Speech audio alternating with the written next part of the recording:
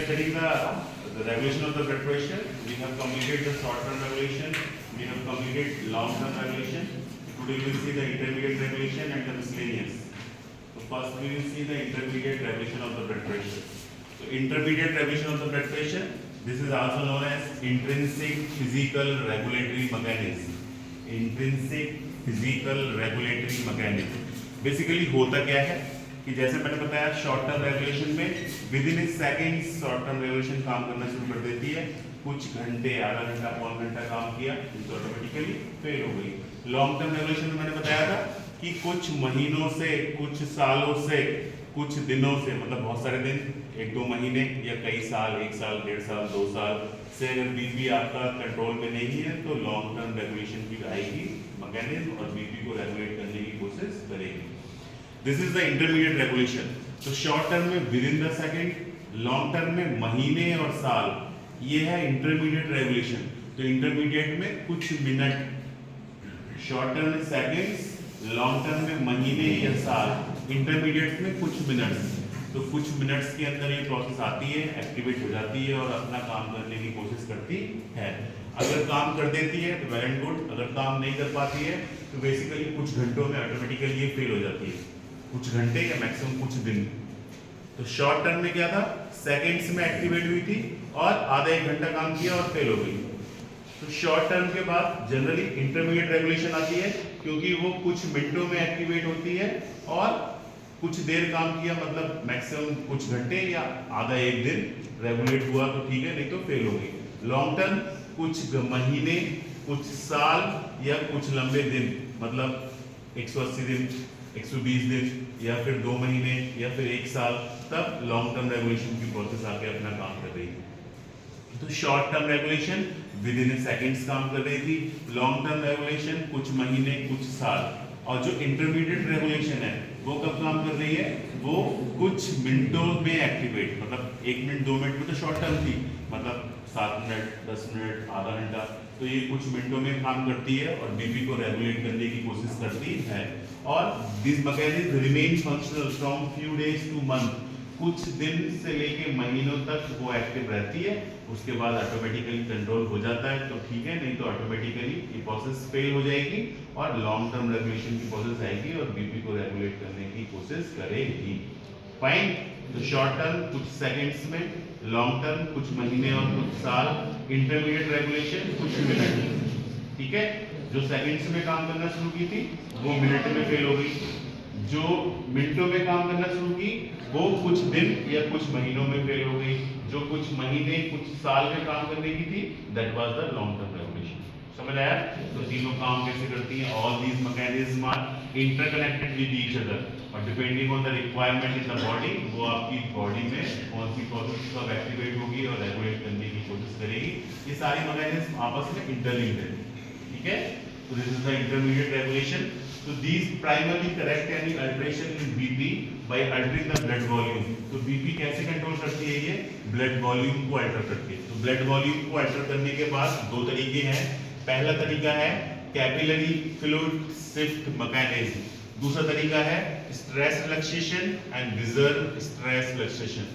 तो पहला तरीका है कैपिलरी फ्लूइड शिफ्ट मैकेनिज्म, दूसरा तरीका है स्ट्रेस रिलैक्सेशन और reserve stress relaxation. First we will see the capillary fluid shift mechanism. Basically capillary क्या होता है कि सपोज ये एक आर्टरी है, ये एक वेन है, तो आर्टरी का जो लास्ट एंड आएगा, वेन का लास्ट एंड आएगा, जहां पे वो दोनों मिलेंगे that will be the capillary. तो पहला जो प्रोसेस है that is capillary fluid shift mechanism. Basically इसमें होगा क्या कि जब सपोज किसी व्यक्ति का, नॉर्मल की हम बात करते हैं, जो आर्टेरियल ब्लड प्रेशर है वो कैपिलरी प्रेशर के डायरेक्टली प्रोपोर्शनल है। अगर आपकी बॉडी में आर्टेरियल ब्लड प्रेशर बढ़ा हुआ होगा तो कैपिलरी के अंदर भी प्रेशर बढ़ा हुआ होगा। ये बात हमें याद रखनी है। क्या याद रखनी है कि जब आर्टेरियल ब्लड प्रेशर है वो कैपिलरी प्रेशर के डायरेक्टली प्रोपोर्शनल है। अगर ये बड़ा है तो ये भी बड़ा है, अगर आर्टेरियल ब्लड प्रेशर कम है तो कैपिलरी प्रेशर भी कम है, ठीक है। तो हम बात करते हैं कि कैपिलरी फ्लूइड शिफ्ट मैकेनिज्म कैसे काम करता है। तो हम सोच के चलते हैं सपोज कोई व्यक्ति है, उसके अंदर, उसकी बॉडी में क्या आर्टेरियल ब्लड प्रेशर बढ़ा हुआ है। जब आर्टेरियल ब्लड प्रेशर बढ़ा हुआ है तो कैपिलरी के अंदर का भी प्रेशर बढ़ा हुआ होगा, तो जब कैपिलरी के अंदर का प्रेशर होगा तो क्या होगा कि जो फ्लूइड है अंदर, ये सब प्रेशर किसकी वजह से है? फ्लूइड की वजह से। तो जो फ्लूइड अंदर है वो कैपिलरी के अंदर से फ्लूइड बाहर निकल के इंटरस्टिशियल स्पेस में चला जाएगा। तो term is interstitial fluid compartment या interstitial space. This is interstitial space. तो what is the interstitial space? ये एक सेल है, ये एक सेल, तो दो सेल के बीच का जो स्पेस है that is the interstitial space, right? तो आर्टरी से ब्लड निकल गया, फ्लूइड निकल गया और कहां चला गया? इंटरस्टिशियल स्पेस में। तो हमने कैसे समझा कि कैपिलरी फ्लूइड, ओ भाई साहब लुक एट मी, कर क्या रहे हो? Capillary fluid shift mechanism. तो हमें क्या बात याद रखनी है कि जब भी आर्टेरियल ब्लड प्रेशर है वो कैपिलरी के अंदर के प्रेशर के डायरेक्टली प्रोपोर्शनल है, ये बात हमको याद रखनी है। तो सपोज कि बॉडी के अंदर आर्टेरियल ब्लड प्रेशर बढ़ा हुआ है, तो इट मींस कैपिलरी के अंदर भी प्रेशर बढ़ा हुआ होगा, और जब कैपिलरी के अंदर प्रेशर बढ़ा हुआ होगा तो जो कैपिलरी के अंदर फ्लूइड है, ब्लड किससे बना है? प्लाज्मा और कार्टिसल से। तो जो कैपिलरी के अंदर जो फ्लूइड है वो फ्लूइड कैपिलरी को छोड़ के इंटरस्टिशियल फ्लूइड कंपार्टमेंट में आ जाएगा। जब इंटरस्टिशियल फ्लूइड कंपार्टमेंट में आ जाएगा तो जो पाइप का सिस्टम था उसके अंदर पानी कम हो गया, और जब पानी कम हो गया तो ऑटोमेटिकली प्रेशर जो है वो कम हो जाएगा। तो पहला प्रोसेस है कैपिलरी फ्लूइड शिफ्ट मैकेनिज्म। तो कैपिलरी फ्लूइड शिफ्ट मैकेनिज्म में एक लाइन याद रखनी है कि आर्टेरियल ब्लड प्रेशर जो है वो कैपिलरी प्रेशर के डायरेक्टली प्रोपोर्शनल होता है। हम एक एग्जांपल लेके चलते हैं कि किसी व्यक्ति का बीपी बढ़ा हुआ था, इसका मतलब कैपिलरी के अंदर भी प्रेशर बढ़ा हुआ था। जब कैपिलरी के अंदर प्रेशर बढ़ा हुआ था तो क्या हुआ कि जो कैपिलरी के अंदर का फ्लूइड है वो बाहर चला गया। बाहर वाले कमरे को क्या कहते हैं? Interstitial fluid compartment. क्या कहते हैं? Interstitial fluid compartment. तो जो पाइप का सिस्टम था जिसके अंदर प्रेशर था, क्यों था? क्योंकि ब्लड की वजह से वो ब्लड अंदर कम हो गया तो ऑटोमेटिकली बीपी कम हो गया। This is capillary fluid shift mechanism. दूसरा है स्ट्रेस रिलैक्सेशन और रिवर्स स्ट्रेस रिलैक्सेशन।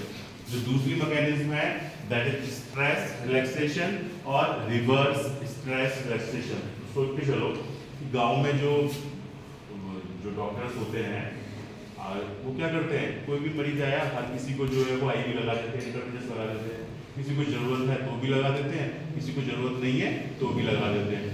तो अगर किसी को जरूरत नहीं है और तब भी लगा दिया तो हमारी बॉडी के अंदर जो नॉर्मल फ्लूइड है, ब्लड है, वो 5.5 लीटर है।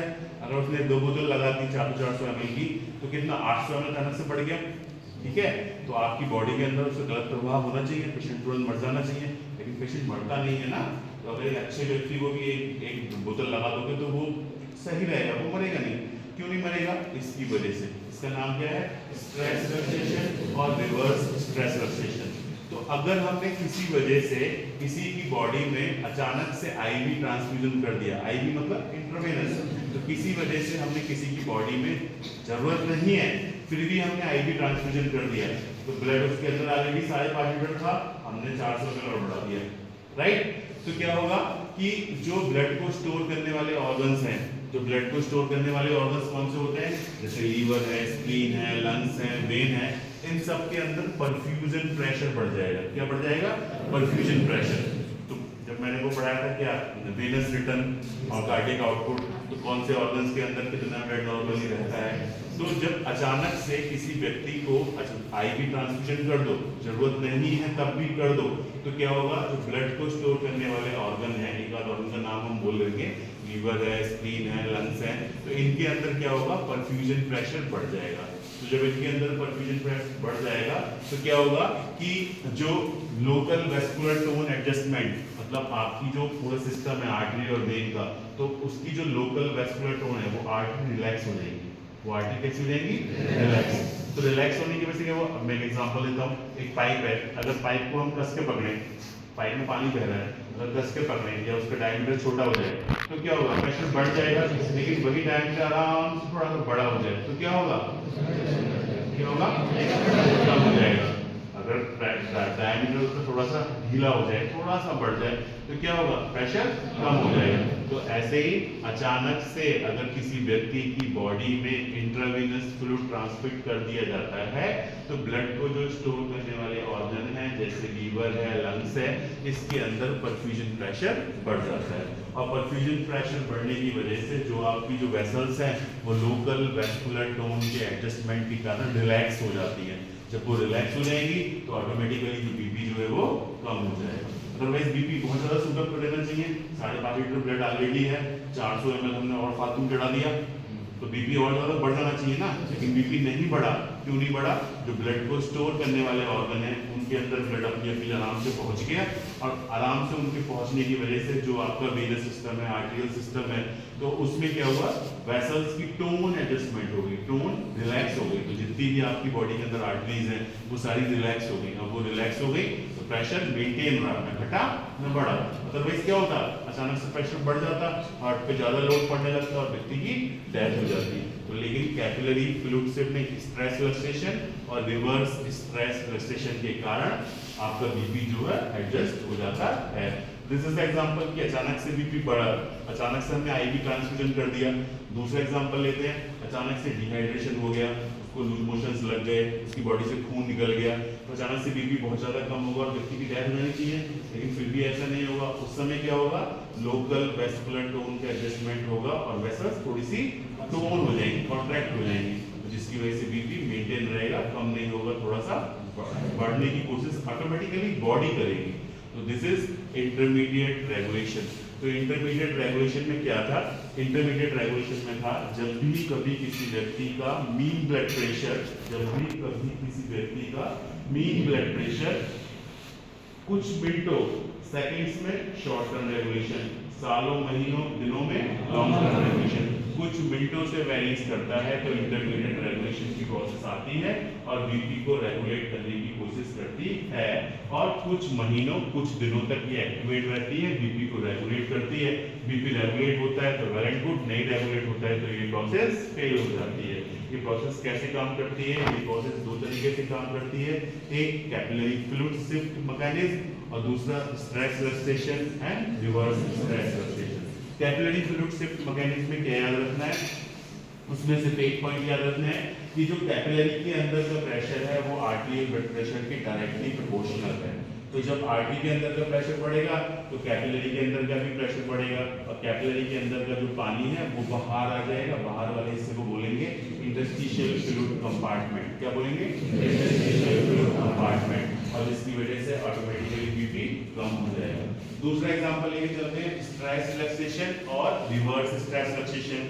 इसमें क्या होता है कि अचानक से अगर किसी की बॉडी में आईवी ट्रांसफ्यूजन कर दिया जाए, उसकी बॉडी को जरूरत नहीं है, तब भी हमने उसकी बॉडी में आईवी ट्रांसफ्यूजन कर दिया, तो क्या होगा, जो ब्लड को स्टोर करने वाले ऑर्गन हैं जैसे लीवर है, लंग है, स्प्लीन है, इन सब के अंदर क्या होगा, परफ्यूजन प्रेशर बढ़ जाएगा। वो मैक्सिमम जितना ब्लड स्टोर करके रख सकते हैं वो स्टोर कर लेंगे, और जो पूरी बॉडी की जो वेनस सिस्टम है, आर्टेरियल सिस्टम है, तो उसका क्या होगा, local vascular tone, local vascular tone adjustment होने के कारण सारी वेसल्स रिलैक्स हो जाएंगी, और रिलैक्स होने की वजह से बीपी ऑटोमेटिकली कम हो जाएगा, एंड वाइस वर्सा। ऐसे डिहाइड्रेशन का केस है, बॉडी में जरूरत नहीं है तो जितने जो ऑर्गन स्टोर करने वाले हैं वो मिनिमम ब्लड रखेंगे, और लोकल वेस्कुलर टोन एडजस्टमेंट के कारण उनकी जो वेसल्स की टोन है वो थोड़ी सी टोन बढ़ जाएगी और बीपी थोड़ा सा बढ़ा हुआ रहेगा, मेंटेन रहेगा। ऐसा हमारी बॉडी स्वतः करेगी बीपी को रेगुलेट करने के लिए। तो this is what intermediate regulation of blood pressure. समझ आ गया? Now we will see what the miscellaneous mechanism.